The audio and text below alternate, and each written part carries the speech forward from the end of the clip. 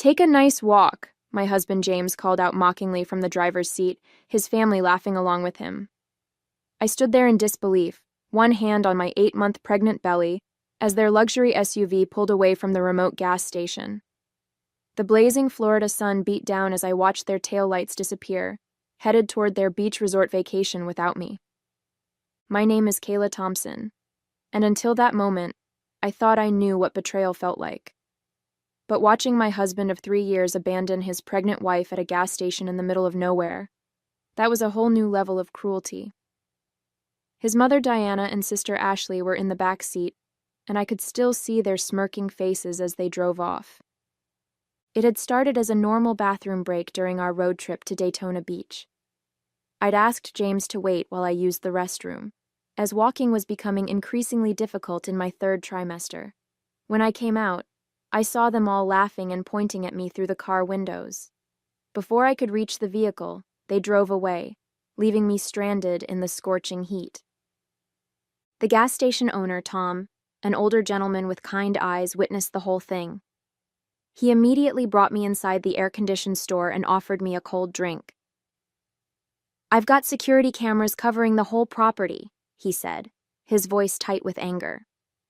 "What they did, that's not right."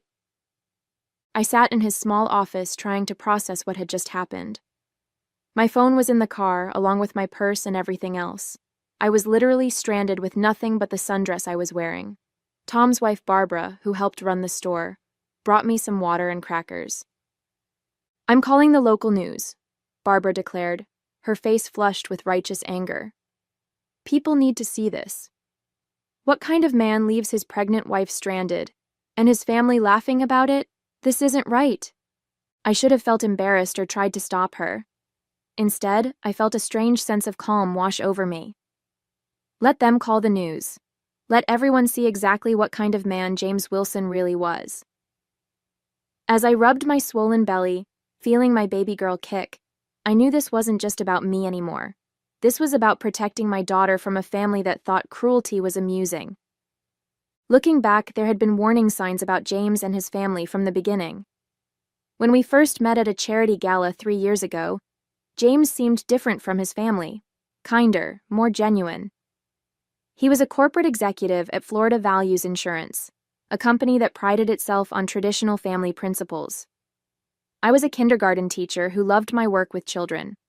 We fell in love quickly, and despite his family's subtle disapproval, we got married within a year. Diana, my mother-in-law, ran the prestigious Wilson Family Foundation, which organized high-profile charity events in Jacksonville. She never missed an opportunity to remind me that I didn't quite fit into their social circle. "It's sweet that you work with children," she would say, her voice dripping with condescension, though I always hoped James would marry someone more accomplished. Ashley, James's sister, was even worse.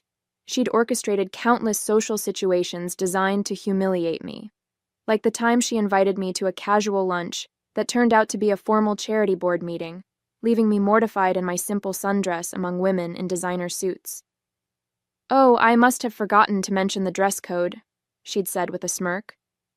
But James had always defended me, at least in the beginning. That changed when I got pregnant. It was as if a switch flipped in him.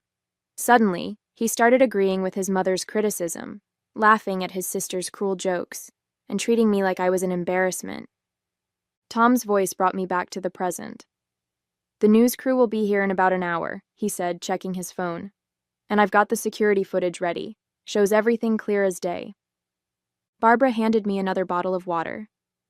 "Your hands are shaking, dear. When was the last time you ate?" I realized I'd missed lunch, caught up in the excitement of the trip that was supposed to be our last vacation before the baby came. James had insisted his family join us, claiming it would be good for family bonding. "I should have known something was wrong when he made me sit in the back seat so his mother could sit up front," I said quietly. "He said it was because she gets carsick, but they were whispering and laughing the whole time." Barbara's face hardened. "Well, they won't be laughing when everyone sees what they did. My nephew works at Channel 7 News. Trust me, this story won't stay quiet." While waiting for the news crew, I borrowed Tom's landline to call my best friend Nicole. She'd never trusted James or his family, especially after what happened at my baby shower last month. "Kayla, thank God you're okay," Nicole answered. "You need to see what they're posting on social media right now." Tom turned his computer monitor toward me, logging into Facebook. There, on James's page, was a series of photos posted just 20 minutes ago. My hands shook as I read the caption. "Finally free for a relaxing family vacation. Some people just can't handle the Wilson lifestyle. Beach life. Family first." The photos showed James, Diana, and Ashley lounging by the resort pool, cocktails in hand, acting like nothing was wrong. Comments from their social circle poured in, all laughing and congratulating them on their escape. "There's more," Nicole said grimly. "Diana's foundation just announced a fundraiser for family values and responsibility next week. The hypocrisy is unreal." Tom's security footage was playing on his other monitor. I watched myself walking out of the bathroom, pregnant, belly prominent, as James's SUV deliberately pulled away. The sound was clear enough to pick up their laughter. "Those aren't people," Barbara muttered, watching the footage. "They're monsters."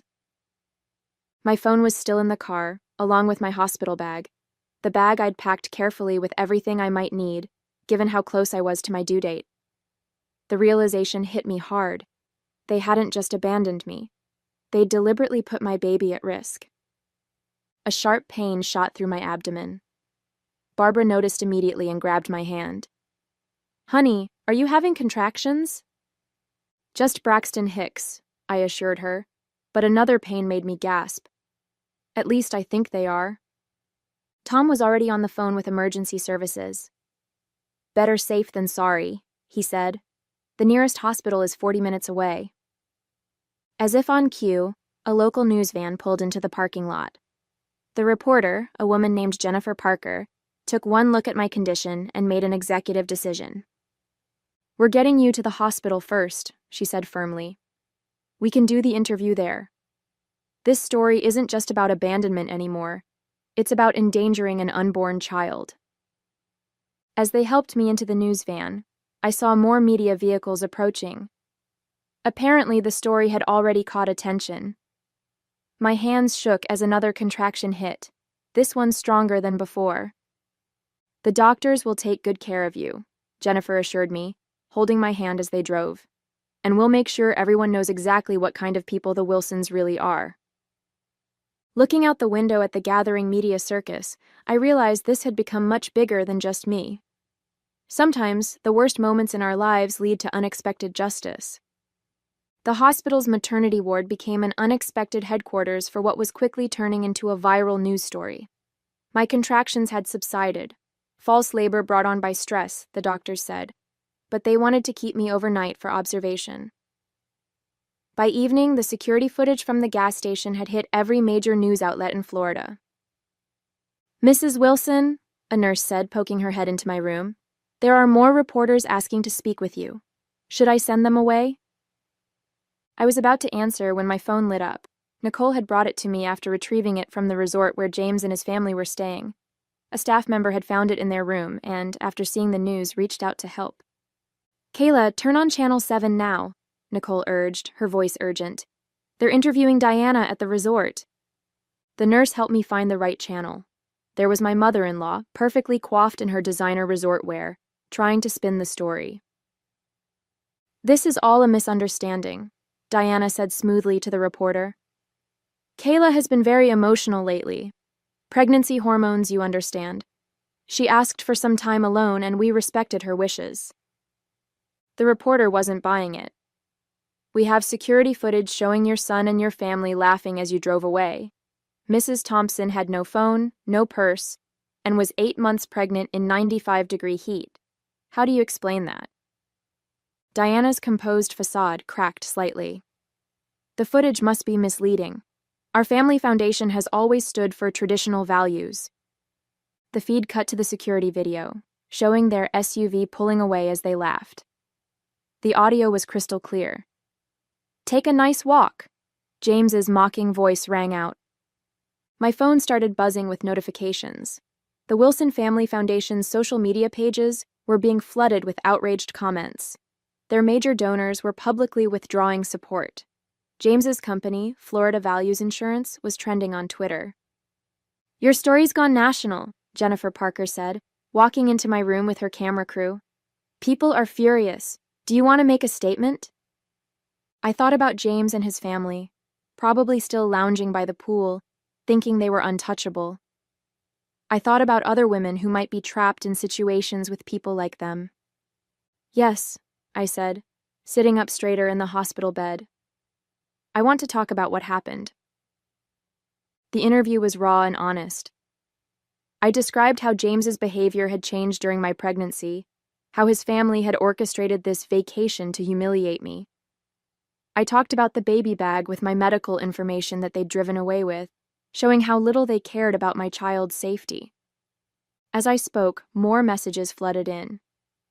James's colleagues were publicly distancing themselves.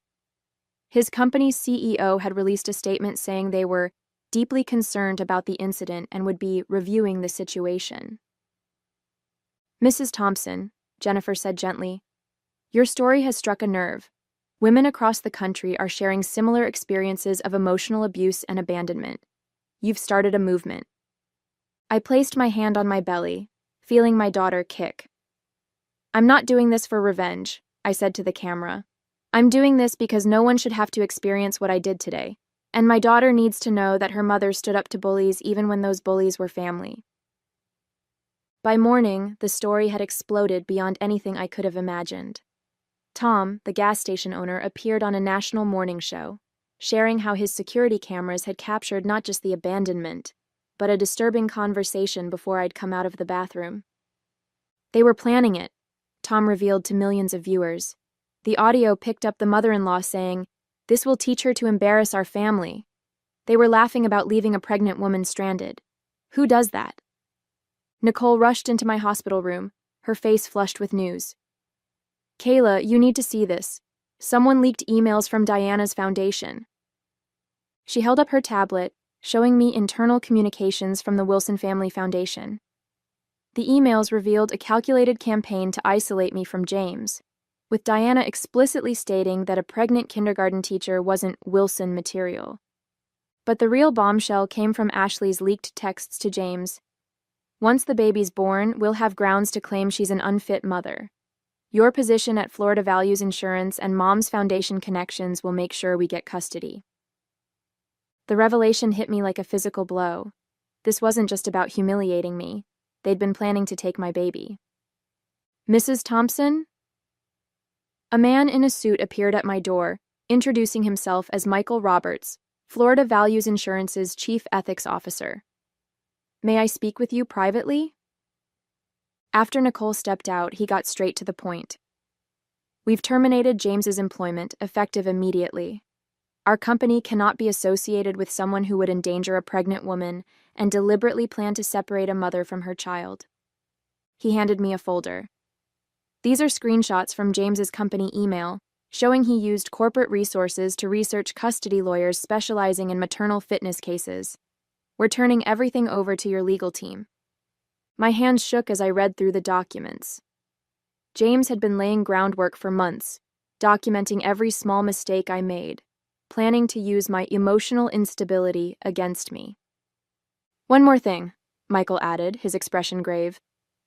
"Our HR department discovered James has a pattern of workplace harassment.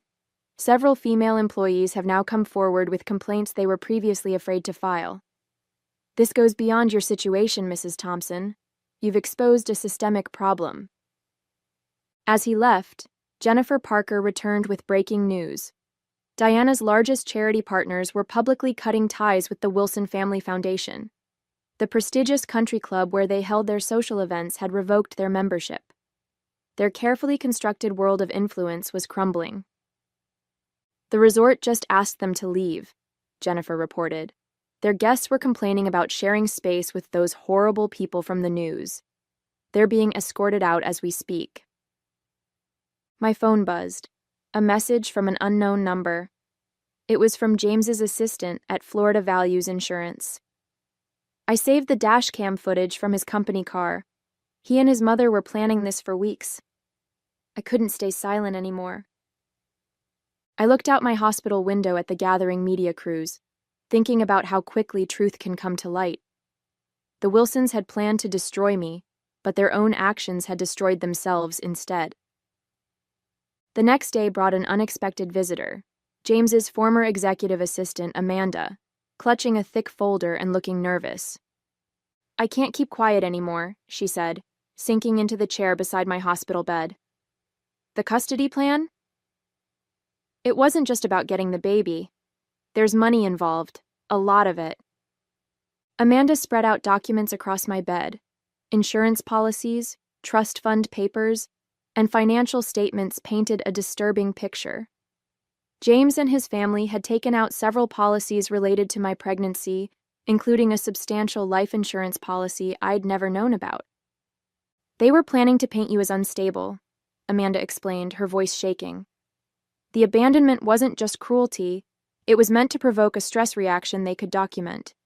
If you'd gone into labor at that gas station..." The implications made me feel ill. Nicole, who had been quietly listening, spoke up. "We need to get this to the FBI. This isn't just a viral news story anymore. It's attempted insurance fraud." Jennifer Parker arrived just as we were reviewing the documents. "We need to be careful how we handle this," she advised. "The Wilsons still have powerful friends.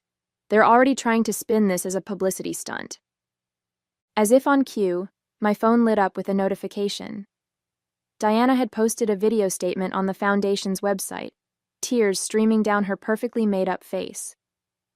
"We only wanted to protect our grandchild," she claimed. "Kayla's erratic behavior had us deeply concerned. We never meant..." The video cut off as another call came in, James himself. After conferring with Jennifer and Amanda, I put it on speaker. "Kayla, baby, please," he begged, his voice honey-sweet. "This has all gotten out of hand. Let's talk privately, work things out. Think about our daughter. She needs her father." I thought about the insurance policies, the custody plans, the calculated cruelty. "You're right, James. She does need her father, just not one who would risk her life for a financial scheme." "What are you talking about?" His voice turned sharp. "Be careful what you say, Kayla. Remember who you're dealing with." "No, James. Remember who you dealt with. A kindergarten teacher who knows how to document everything, who has witnesses, security footage, and now your own paper trail, who has the national media watching every move you make." The line went silent for a moment. When he spoke again, the fake sweetness was gone. "You'll regret this. My family..." "Your family is finished," I cut in. "Check your phone. The FBI just announced an investigation into the Foundation's finances. Apparently someone sent them some very interesting documents." Amanda smiled grimly as she hung up her own phone. "The federal agents just arrived at the motel where they're staying," she reported. "The insurance company's fraud division is cooperating fully." I rubbed my belly, feeling my daughter kick strongly. "She's going to grow up knowing her mother stood up to bullies," I said softly. "That's worth more than any trust fund." Jennifer's camera crew captured the moment the FBI led Diana out of the motel in handcuffs, her perfectly crafted image crumbling as she faced the consequences of her actions. Sometimes justice comes in unexpected ways. 1 week later, I sat in my hospital room cradling my newborn daughter Lily, who had decided to make her entrance 2 weeks early, perfectly healthy and beautiful. The TV mounted on the wall played coverage of the Wilson family's downfall. "Breaking news: federal investigators have uncovered a pattern of insurance fraud at the Wilson Family Foundation," the anchor announced. "Sources say the attempted exploitation of a pregnant woman was just the tip of the iceberg." The footage cut to James being led out of his lawyer's office in handcuffs, no longer the polished executive but a desperate man facing federal charges. Diana's foundation was being dissolved, its assets frozen. Ashley's social connections had evaporated overnight. Tom and Barbara from the gas station had sent flowers, along with a note. "Your daughter has a strong mother. That's worth more than any fancy family name." Nicole helped me adjust Lily's blanket as we watched James's company CEO make a statement. Florida Values Insurance is establishing a fund for victims of domestic manipulation and financial abuse. The seed money comes from the bonus we withdrew from James Wilson upon his termination. I looked down at Lily, sleeping peacefully in my arms. She would grow up knowing her mother's strength, not her father's cruelty. Sometimes the best revenge isn't about getting even, it's about breaking free and building something better from the ashes. 3 months later, I returned to my kindergarten classroom, greeted by supportive parents and administration that had stood by me throughout the ordeal. On my desk sat a framed newspaper article. Gas station abandonment case leads to new state law. The Thompson Protection Act now made it a felony to deliberately abandon a pregnant woman in dangerous conditions. Diana's crocodile tears at her sentencing hadn't swayed the judge, who cited her calculated cruelty in handing down a 5-year sentence for insurance fraud. James and Ashley faced similar consequences for their roles in the scheme. My story had become a catalyst for change. Florida Values Insurance had hired me as a consultant for their new family protection initiatives. The speaking invitations poured in: women's groups, corporate ethics panels, law enforcement training sessions. But my favorite moments were still in my classroom, teaching my young students about kindness and standing up to bullies. Lily thrived, surrounded by love from my real family: Nicole, who became her godmother, Tom and Barbara, who visited regularly, and the countless strangers who had become allies.